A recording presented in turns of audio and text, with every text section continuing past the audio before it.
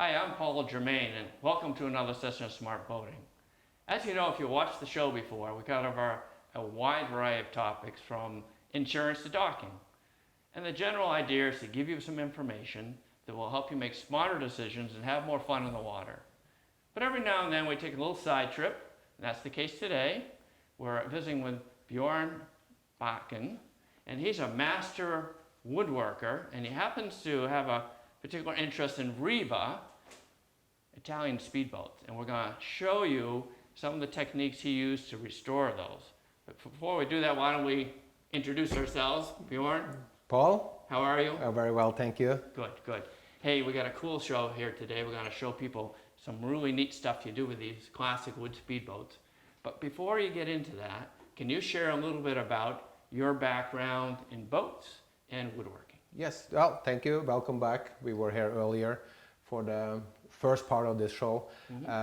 I started in the classic boating about 12 years ago. Okay. I grew up in my grandfather's woodworking shop in Norway and been in woodworking all my life.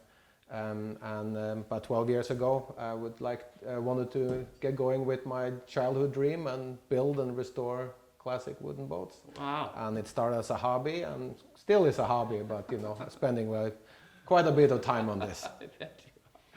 Yeah. Well, that's interesting how you grew up around woodworking and then got involved with the boats after that. That's right. I didn't grow up boating. I had never been boating until I got my first classic wooden boat.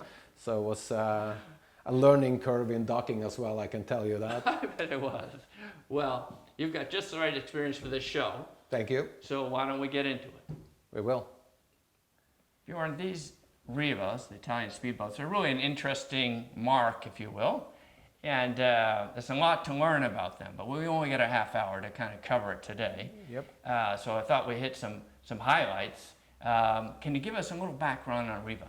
So Riva started on the shores of Lake Iseo, Sarnico in the late 1800s, and I think in the 20s and 30s they built race boats, racing them. World War II happened. Carlo Riva took over the company from his father in about 48. Yeah. A visionary designer, he took what he knew from American boats. Chris Craft was already importing boats before the World War II. Yeah. And he started drafting up these runabouts, mahogany runabouts that started a line of about 4 boats. Okay. It was a 16-foot Sabino, it was the 18-foot Florida, and it was the 20.5-foot Ariston, and a twin engine later becoming the Tritone, as a 26-foot boat. Okay. A limited line. And what, in a nutshell, we're going to go through the different components of a boat that you're restoring. But in a nutshell, can you give people an overview? What were some of the unique aspects of Rivas that stood out if you were talking to somebody and comparing them against the Chris Crafts of the day or the Centuries of the day or that sort of thing? Yes, the Riva is like, you're thinking about classic Italian cars. There were few built. Carlo Riva built about 3,500 boats. Okay. Wood boats from about 48 until about 96, the last wooden Riva was built. And Chris Craft, for example, built 3,500 boats of one brand, like the U-22, for example. So very limited production. Yeah, and design, finesse, user-friendly boat, and details. Riva was about at least 3 times more money at the time than Chris Craft was. Oh, it was. With the same size and same type of. And that's because you've got more frames and more wood and different types of wood and it's a details, right? A lot of more chrome. Yeah. The framing is different. There's a lot of parts. Each boat had a swim ladder, and it was details and design. Upholstery was well done, and Italian design and craftsmanship as well. Yeah, and they used a lot of components from other countries, right? They used upholstery from one country. They used a lot of American engines to power them, and the boat. The boat. Kind of an international boat. That's right. The boat. He took a lot of design from the U.S. The wheel is left-hand steered, and like an automotive car from from the 50s. Yeah, yeah. So it's just a neat boat, and I'm going to be really interested to help people understand all the work that goes into one. I hope I can show that to them. Right. Well, Bjorn, Riva certainly made unique speedboats, and they didn't make a large number of them, but they did have a portfolio. The boat that we're going to be talking about today, why did you select that? What was it about it that got you interested in restoring that boat? Well, that was my dream when I was in my teens to own and restore a Riva. And people who know these boats, they are rare, expensive, Yep. and you know, a project boat is very, very hard to find. Yes. And the earlier they are, in the early 50s and through the late 50s, they are difficult to find, Yes. impossible to find. I bet. So I found this wreck of a boat in Italy, had it Right. shipped over. I love the early designs, the colors, the upholstery, the design, and it's just, you know, it's the reminiscent of the jet set life of the Mediterranean in the 50s and 60s. It became an iconic boat Okay. by the 60s. And yours was a 55? Mine is a 55. This is one of the pieces that Yeah. goes to the left of it? Yeah, that's it. And you know, behind you is a little bit of the aft deck Yeah. as well. Yeah. It had all the parts, most of the chrome pieces. It was left outside for its demise for way too long. But I saw some potential there. I had the skills, I had the tools, I had the know-how, and had the time to put into researching this. That's all. And together with some drawings and things that the Riva Historical Society have, I was able to, you know, to recreate it. There was enough of the boat to make a new boat. Okay. And it's called a restoration, right? Because you're moving off a Yeah, it's not a preservation; it's a restoration an at this existing point. platform, Yeah, you're moving forward. Yeah, recreation. Yeah. So you had a small number of pieces. And Yep. You say, well, drawing sure would help. Yeah. And Riva Historical was able to supply you with drawings. And Yes. It looks similar to this one here. Yeah, so this is Ariston as well. It's a later model Ariston. So you can see the bow is a little different, but the details I could find, you know, how the chine pieces are put together, internal framing for the interior pieces. You know, you can even see those pieces with the lift rings, and all those things is important to know when you're working on a restoration. Also, you know, I worked on Rivas before from this time period, a smaller boat and a larger boat I also seen, and they, you know, the construction is basically the same. Right. You know, the details, the building construction is the same. Yes.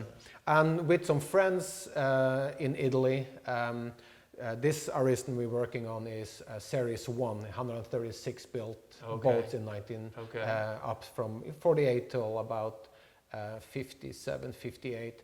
And of those 136 boats, only 17 remains in the world. One more in the US. You know, that's boat number 26. This is boat number 68. Yeah. So you ask people, and they more than happy to share the knowledge and pictures and these things. Right. Speaking of pictures, there's just one more detail I wanted to point out on this picture before we leave. It has a very unique shape here. It's like a teardrop. This is the bow, and then it moves back towards the balance of the boat. Yes, you know, and that was his, you know, Riva's specific design. Very tumble home rear end, very torpedo shape. Yeah. But again, you know, he got inspiration of those from Chris Craft, the barrelback series from 37 to 42. So he got inspiration there, but he expanded on them. You know, we're going to look at the transom. The transom part is rounded in 3 dimensions, and you know, there's an outside frame. A lot of different design things that we're going to be seeing later on. Seeing it a little in the bit show. later, Yes. we are, yep. Yeah. Well, Bjorn, we're here with the boat that you've been working on restoring for quite some time. Yep. It's a wood boat. We got a lot of wood around here, which makes sense. Yep. I thought we'd start conceptually from the bottom up and work our way up to in construction. Yep. And the bottom, of course, was unique on some of these boats in terms of they used laminations as opposed to solid wood planking. Yeah. And for those that don't understand, a lamination is you take one piece and then you glue another piece on there at an angle. Yeah. And then maybe a third piece at an angle. Yes. So that was the sides later on. They were put together like this. So if you start at the bottom, Riva early on, even from the late 40s, early 50s, used lamination or plywood bottom. Yeah. He laminated bottoms in huge presses. and he basically laid 8 or 9 layers Like this. of plywood. Right. Only about a Very 1/32 thin like yours, Yeah, right? thin, yeah. Yeah. They laid it up in different angles to get a very, very strong, super light bottom. Yes. He approached Chris Craft with this bottom design. Chris Craft thought it was too expensive to make, and they planked their boat. You were probably right. Yeah, they planked their boats to the end of the production. Even in '68, Yes. they were still planking their bottom. Okay. So since we don't have a huge press to make all these panels, Right. we cold mold the bottom, modern cold molding with epoxy. You get marine plywood, mahogany plywood, Okay. and it is designed for marine use. Yes, yes. The boat was then certainly turtle upside down, Yep. and you lay the layers and you cold mold the panels, and you Okay. make it a one solid, rigid piece, Okay. cold molded way. So Yeah. very strong, very light. Very strong, very light. Only 7/16 thick Yeah. bottom on this boat. But very strong. Very, very strong. Yes. Now, a boat like this, a Riva, that you go end to end, a single plank, right? And That- we've got yeah. one up here. Yeah, we got that. So that was also one of the iconic things with Riva from the first on. There was no butt joints. Yeah. Chris Craft used shorter pieces wood, and they had a butt joint. Yeah. Where the plank, butt Would against each stop, other on the yeah, sides. and yeah. another one take They- up. Yep. They put them different places on the boat for the integrity, but Right. it was still short pieces. Right. And these went, as we can see from Yeah. the top of the boat, that Yeah. actually would go the length of the boat. That's right. So all the Riva boats have a single plank sides, and that is Okay. challenging to say the least, because commercially you can only find 16, 18 feet. Right. And it has to be mahogany. African mahogany. Has to right? be African mahogany, Yeah. and then the challenge is to find pieces that are now impossible to get. So you ended up buying a tree, basically. A right? whole log. So that's That's another story. That's another story.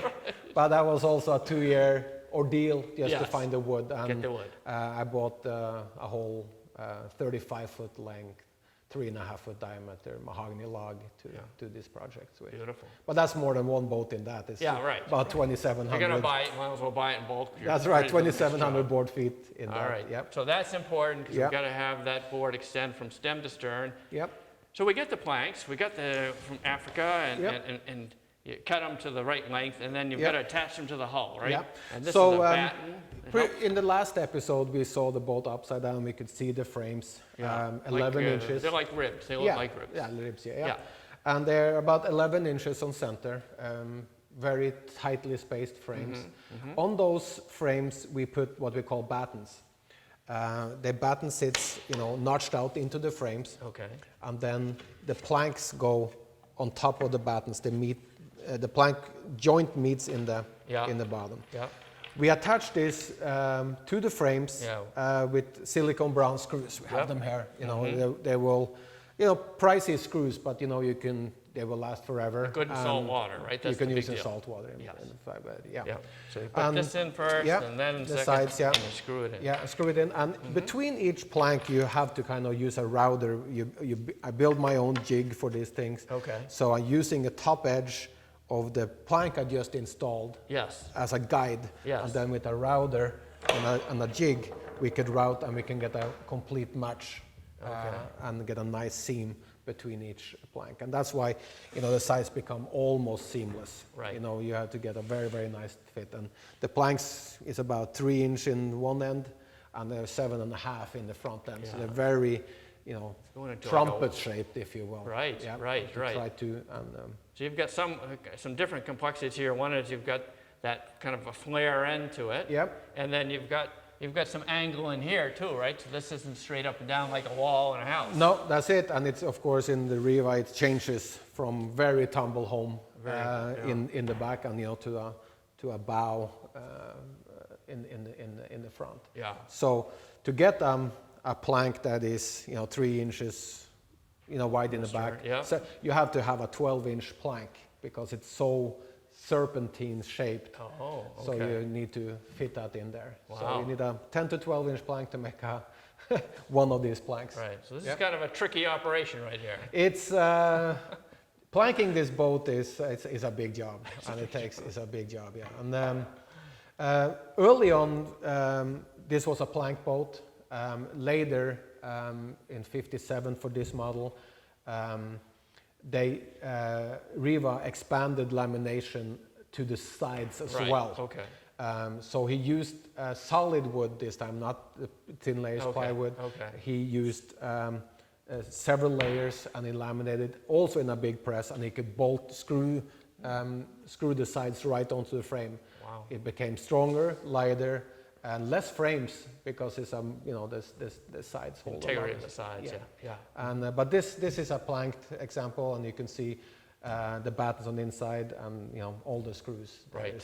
Just in the sides, I think it's well over 2,000, maybe 2,500 screws just to screw the sides in place. Very solid.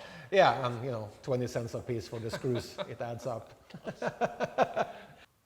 Bjorn, one of the things that I find interesting about the Rivas is the unique array of woods that they use, and that's really evident on the deck, isn't it? Yes, it is. The deck is the focal point of any boat. When you're at the dock, you're looking down the boat. Riva used 3 different woods in the decks of their boats. Okay. The darkest piece you see here is sapelli, an African mahogany. Okay.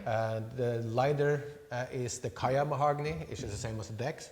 And you have inlays of spruce. I use Sitka spruce in this. Very nice straight grain. Oh, okay. You lay them up, you laminate up either as a sheet or on the boat, your preference. The spruce inlays are 4 millimeter. The mahogany is 32, and there's another layer of a 4 millimeter spruce. And all the details were there, thinking of it, 4, 8, 16, 32. Even the details of proportions to get all the proportions correct is very, very important for Riva when they built boats. So precision was the name of the game. It was. Yeah. And the decks on Rivas were not stained. They were just varnished mahogany. The king plank and the covering board and the sides were varnished, but the decks itself, they were left natural, and they call them blonde decks. That's what they call the blonde decks. Beautiful. Yep. Well, Bjorn, one of the unique things that I'm aware of with the Rivas is the hardware. And it's a critical component of a classic boat. And they actually made their hardware in-house, right? They did. So they had foundry pieces. They made their own design. And it's pretty unique to Riva, all of the design. He had some competitors as well who built similar style boats. And they were all similar in design, but I think Riva went out of his way, and I think he set the standard for others to copy. So he's chrome over bronze. This is chrome over bronze. Yep. It's a heavy coating. It's heavy chrome, coating, right? yeah. So it's said that Carlo Riva put 3 or 4 times as much chrome on, and I can contest that. I was say that because I have a '58 Riva, and most of the chrome on that boat was actually I could just reuse without chroming. Really? Okay. So 60, very high quality. 60. You've got some pieces here. I guess you took the original pieces from the boat and then had them re-chromed? Yeah. So the hardware on this boat was in very, very bad shape. It's been outside for all these years, and it was green and damaged. Finding a good chrome shop is important to know how to polish, and to get the chrome right. And it's like good shoes; you have to pay for what you get. And out in here in Massachusetts, we are fortunate to have good chrome people, good craftsmen still as well. So you had it all redone, and Yep. it's just an important element of a restoration, right? That's right, and to get the hardware right and fitting this bent, and now it needs to be fitted once we have done all the sides and the sanding and fairing and the decks are done. Now we have to spend the time fitting the hardware, and if you don't fit it right, it's not going to look right. It has to be symmetrical, have to be same distance from each side of the center of the boat. A good eye will pick that up in no time. All right, so it's a lot of work to get it right. That's right. Yeah. Yep. Well, Bjorn, the amount of detail, attention to detail, throughout these Rivas are really exceptional. Can you tell us a little bit about the interesting aspects of the dash and the instrument and the steering wheel? Sure can. So through the 50s and into the early 60s, they used a Formica dash. It has been recreated from original patterns, and I think it's one of the things I like best with the early Rivas is the Formica dash. It's very interesting. You don't see many Formica dash. No, you don't. Chris-Craft gauges was used. We're going to get back to using Chris-Craft engines. Okay. So he used Chris-Craft branded gauges. And there's 4 of them in here. Hour meter, fuel gauge, oil pressure, amp, and a tachometer. And they're an important part of the restoration, right? When you buy a boat, it's ideal to have that level of originality. Yes, and craftsmanship as well. And there's people who restore gauges. There's a few good ones here in the U.S. and they do really good work. These look like new and they work like new. Is it a little on the expensive side to restore gauges? Well, it's about $180 a gauge just to have them restored. 180. And well, if you're missing one, you have to do one. And I think the most iconic one is the hour meter. And this is hard to find, even hard to get restored. Oh, I bet. Yes. I bet. So you got the gauges, you got the dashboard. How about the steering wheel? Looks like it came out of an Italian car. Well, it absolutely did as well. It is 52, 53 Alfa Romeo wheel. He rebanded with the early Riva logo, the three sailors holding a flag. All right. Fun part, it's also been restored. Steering wheel rechrome molded part. It was in terrible shape when I got it. And the fun part is that even the internals are still automotive with the springs for the horn button and all that is still there. So he kind of took what he liked and put in a boat, and they had the stem machined here. There's a steering gear and going forward. Okay. And I think this part here just kind of set off the time period of the boat. It is a 50s boat. It has a 50s steering wheel. Right. The details are there. Fits in perfectly. It sure does. Well, Bjorn, an important part of a classic speedboat, of course, is the power plant. That's one. We've got that here. I guess it was marinized by Chris-Craft and built off a Hercules block, right? That's it. Hercules industrial engine builder. Design is from the mid-1930s. It's basically a flathead 6. Okay. Low RPM, high torque engine. Okay. Nicely for use in a boat. Carlo Riva, as you mentioned, went to the US in the early 50s to secure the rights to sell Chris-Craft engines. And he used Chris-Craft engines from the early 50s to the end of the 50s to 1960. Okay, so they really worked well. Now he made a couple of adjustments when he got them, right? It's a few things. It's basically a standard Chris-Craft. He added an oil filter, a canister oil filter. We don't have that yet, but it's a exhaust elbow in brass with Riva engraving on it. Right. He added a little engine tag. It's all in Italian, to how to run in the engine. Okay. But all in all, it's How about these pieces over here? What are these big canisters? So here we got the generator. No alternator yet. No so it's a generator. Right. It's a 6 volt. And a starter down here. Needs a powerful starter to turn 280, 90 something on 6 volt. Cubic inch on 6 volts. Got oil cooler, water pump, distributor, still using the points. A lot of people put electronics ignitions. I'm sticking with the good old. They work. We know they that. work. It will take you back to dock. It won't just fail. Right. So it will take you back to dock. So this is a good, solid, very popular power plant for these boats. It is. It was built. Chris-Craft, of course, used them by the thousands. Riva used MBLs for the Aristans up until through 1959. Solid workhorse. It's a single carburetor. Can't see it here. It's a big carburetor. Right. Mechanical fuel pump. This engine was in Michigan for a total rebuild, totally taken apart. You name it. Pistons, valves, rings, valves. Valve seats. You run stuff, unleaded gas. balance the crankshaft and the camshaft. And Wow. originally, it had 158 horsepower, and that was probably a little overstated, but it's good working horses. We tried to get a little bit more out of it. We bored it up to whatever we could. Yeah. Polish the head and see if we can squeeze whatever we can get out of it. Yeah. Nice fit for this boat. It's a nice fit for the boat. It's a heavy piece. It's 890 pounds. It's a big engine, and it's we're gonna have it fit right into this little hole here. It kind of had to go in sideways. Right. It's longer than the opening, and it's always a little nerve-wracking to dangle 1,000 pounds over your wooden boat deck that you just spent hours on. I can imagine. Well, Bjorn, we had a really interesting session here today. Yep. Reviewing how you restore antique classic boats, in particular Rivas. Is there anything you'd like to add before we close out the show today?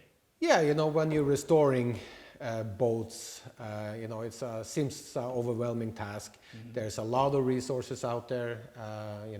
All the boat brands have their marquee classes, marquee clubs, Chris Craft, Century, Riva. Mm-hmm. And of course we have the Antique and Classic Boat Society. Yes. Great resource for information, how-to videos. They have many boat shows throughout the summer, so throughout the year. It's a big country, it's an international club. If you're interested, come to a boat show, talk to people. They are more than happy, just like me, to talk about their boat. Right. And you can get information about how it's done, the history, and the resources with having this accomplished. Yeah, great. Yeah. Well, thank you. You're welcome, and thank you for having me, being back here, having me on the show, and hopefully we'll see you in the future on the water. I'm sure we will, and thank you, Smart Boating viewers, for joining us. If you have comments or questions, or just want to watch another show, join us at www.smartboatingus.com. Thank you.